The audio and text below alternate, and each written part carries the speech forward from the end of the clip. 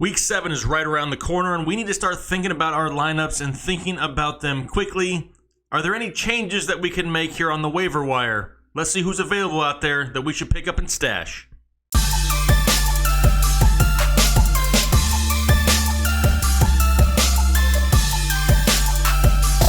What is going on, everybody? Jake, Fantasy Headliners. Hopefully everybody's doing well out there in YouTube land. Hopefully had a pretty successful week 6. I am definitely glad to be back with you this week. Last week was not enjoyable, to say the least.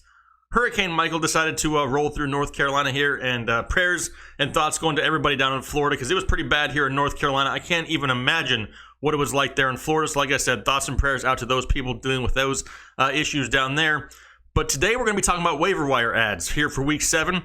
A couple of these names we've talked about before, and for some reason they're still not owned in over 50% of leagues, but they need to be. I'm going to go through this list of names. We're kind of going to go back to how we were in the preseason. Kind of a little bit of a rapid fire segment, trying to keep these videos a little bit shorter and quicker for you. So we're going to get right into this list. And yeah, let's see if we can get these guys on some rosters this week. They could help you out down the stretch. Let's talk about some names. All right, first guy up, and he's owned in 47% of leagues. So this may be the last week we talk about him in this style of episode. And I know you've heard the nickname over the past few weeks, both on this channel and the RotoBaller channel, and it's Kiki, do you love me, Coutee of the Houston Texans, wide receiver. Now this past week, did he have a great game? No, he did not. 3 catches for 33 yards, only 6 fantasy points in PPR leagues, but he was second on the team again in targets. And to me, that's something more important going forward. Yes, they have a couple tough matchups coming up, including this week at Jacksonville. Jacksonville just got absolutely demolished by a Dallas Cowboys offense, which we have all made fun of here over the past few weeks. Not to say that the wheels are falling off in Jacksonville. I expect Jacksonville to rebound next week at home and have a better week. But Kiki is somebody who needs to be added for these games down the stretch. He may not be useful here in week 7, but going forward, he's got Miami, Denver, the bye week, and then Washington, Tennessee, Cleveland, Indianapolis. He's got some really good plus matchups in there, and he's somebody you need to have on your roster for these upcoming bye weeks. He could be a great bye week fill-in, an injury fill-in, whatever it is you may need. Kiki Coutee is somebody who's going to see the volume, going to get production, and he's turned into one of the favorite targets of Deshaun Watson here in the past few weeks. Over the past few weeks, he's had a total of 20 receptions, which is something that you don't need to ignore. He's only got 20 on the year, but he's only played the last 3 games. The kid's an up-and-comer. Don't sleep on him. Pick him up, stash him on your bench. You never know. You could use him here in the coming weeks. Next up on my list is going to be somebody who is almost a must-add for me here in week 7, and if you don't do it, you're probably going to miss out on it. He's only owned in 33% of leagues right now, and I'm talking about Duke Johnson of the Cleveland Browns. Now, finally, they're starting to utilize Duke Johnson a little bit. They paid him and extended him here in the offseason, and then for the first few weeks, just didn't really use him. Well, now they're starting to feed him back into that role, which he saw so much success with last year. He's not the type of guy who's going to go out and get you 15 carries and 100 yards a game. Just not the type of style that he plays. This past week against the Chargers, only 2 carries, but he had 36 yards on them. He also added in 4 catches for 75 yards, and that gave him 14 fantasy points for the week in PPR leagues. Now, that's 2 out of the last 3 weeks he scored 14 points, and his schedule coming up over the next few weeks is going to be very, very beneficial for his owners. He could almost, be that fringe weekly flex play for the next 4 weeks. Listen to these matchups he's got coming up this week at Tampa Bay. Currently the 27th ranked defense against opposing running backs. After that, week 8 at Pittsburgh. Now, they are the 5th ranked defense, but this is more of a pass catching style for Duke Johnson. Not so much the between the tackle runner. That's still a great, great matchup for him there. After that, Kansas City, 30th ranked team against running backs. Then after that, Atlanta, 31st ranked team. There's a whole lot of opportunity coming Duke Johnson's way. And Baker Mayfield looked like he tweaked an ankle there on Sunday. Whether that limits him throughout the week, we really don't know. But Duke Johnson is somebody who could greatly benefit from this upcoming schedule. And then the check down ability of both Baker Mayfield, or maybe we see Tyrod again. We don't really know yet. It depends on the health of Baker Mayfield. But Duke Johnson is definitely somebody that needs to be added. And if you're not adding him this week, you might as well count it out for the year. Next up on the list is going to be, once again, Taylor Gabriel, who's only owned on average in 22% of leagues. And I've talked about this guy for a couple weeks now.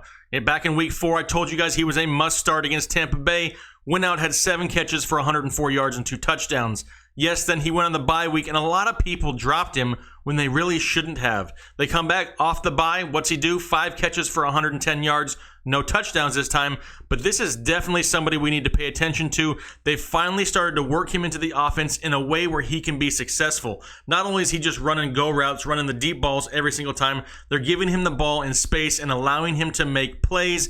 This is something that's going to continue in Chicago. I said it on last week's live show for the RotoBaller channel. Tariq Cohen and Taylor Gabriel are going to be the most consistent parts of this offense going forward. They see what they have with those guys. They're explosive, and this is a guy that you can almost plug in on a weekly basis as a flex play. And right now, being only owned in 22% of leagues is a little bit crazy. They got New England coming up this week. They're going to have to throw the ball. Khalil Mack is banged up. Whether he misses time or not, we still don't know. It's a little too early in the week for that. But Taylor Gabriel is somebody who's going to be utilized for the next few weeks to come. The schedule is great there for Chicago. And Taylor Gabriel needs to be on your rosters. If he goes out there and is under 50% this week, I may fall out of my chair. All right, let's talk about somebody on the Arizona Cardinals that deserves some consideration. I believe I brought him up last week in this episode, and I'm going to bring him up again. Right now, he's only owned in 14% of leagues on average, and I'm talking about Christian Kirk, wide receiver. He's somebody who we definitely need to pay attention to going forward. He's the favorite target of Josh Rosen on a team that is horrible on defense and going to be forced to throw the ball all 4 quarters. Larry Fitzgerald can't seem to get healthy, and Christian Kirk is turned into the favorite target of Josh Rosen.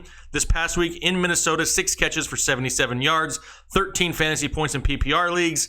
And now that gives him 3 out of the last 4 weeks in double digits. It's somebody who we need to take deep consideration on. Is he somebody that's going to turn into a must start every single week? Not quite yet, but he's definitely a good bench stash. They got Denver this week at home, followed up by San Francisco. 2 matchups in which he could find some potential for big games. After that, they have the bye week, and then they come back to a pretty good schedule there in Arizona. As far as him fantasy points outlook go, Christian Kirk is definitely somebody that needs to be paid attention to. If you have bench space and you're looking for wide receiver depth, I look no further than Christian Kirk if there's no better options. All right, next up, we're going to talk about somebody who I mentioned in my start-sit video for the running back position last week. And when talking about the Falcons, I said we have ourselves an little bit of a problem. And we still do, but now Ito Smith is somebody we need to pay attention to, especially here week 7 in fantasy football. Listen, Devontae Freeman, he's not 100% healthy. And Tevin Coleman can't seem to do jack diddly squat in the running game. Last week against Tampa Bay, one of the most porous run defenses in football, Tevin Coleman went out there, had himself 10 carries for 35 yards. Thanks for nothing, Tevin Coleman. Insert Ito Smith, who didn't have a great day on the ground, 11 carries for 22, but once again got the touchdown. That's 3 straight weeks now that they've given Ito Smith the ball for the touchdown. And it's not looking good for Tevin Coleman. This was supposed to be a big year for Tevin Coleman. And then he got the perfect chance with Devontae Freeman out. Coleman hasn't done nothing with it. They're going to start leaning on Ito Smith a little bit more. And being that we don't know the status of Freeman, Ito Smith is somebody who could come in and be productive for you guys in deeper leagues. Or maybe you're just super thin looking for something at running back. Only owned right now in 9% of leagues. If you need a bench spot for a running back, Ito Smith is the guy you need to be targeting this week. Next up, we have a wide receiver for the Los Angeles Chargers, and to start the year, we were all over Mike Williams, and he was being productive. He had double-digit fantasy points the first 3 weeks of the season, and then things started to fade. In the past 3 weeks combined, he only has 5 catches for 64 yards. Not gonna cut it. Apparently, we were talking about the wrong Williams dude. Tyrell Williams is the guy who's slowly starting to ease back into that number 2 role for the Los Angeles Chargers, and we need to pay attention to it. We've said it all along. Whoever the number 2 in this offense has a lot of value. We just assumed it was going to be Mike Williams. Tyrell Williams is the one taking advantage of it. This past week, 3 catches, 118 yards, 2 touchdowns. He's had 3 catches in the last 3 weeks straight. Not huge numbers, but it's starting to trend back that way where Phillip Rivers is starting to look his way more often, and that's what we need to pay attention to. They have the Tennessee Titans coming up this week. Is he somebody that you pick up off waivers and start right away? No, he's not, but if you're looking for wide receiver depth, somebody to stash on your bench for some of these plus matchups that he has coming up the second half of the year, he's definitely worth an ad, and right now he's only owned in 9% of fantasy football leagues. Just looking for some wide receiver depth, pick up Tyrell Williams. Hope he overtakes Mike Williams as that number 2 role, and you could have yourself a solid wide receiver here down the home stretch. In what could be the thinnest position in fantasy football history, let's talk about a tight end, and let's talk about CJ Uzomah of the Cincinnati Bengals. Now, apparently, if your name is Tyler and you play tight end for the Bengals, you're going to be hurt, and you're going to be hurt very badly, more than likely for the rest of the year.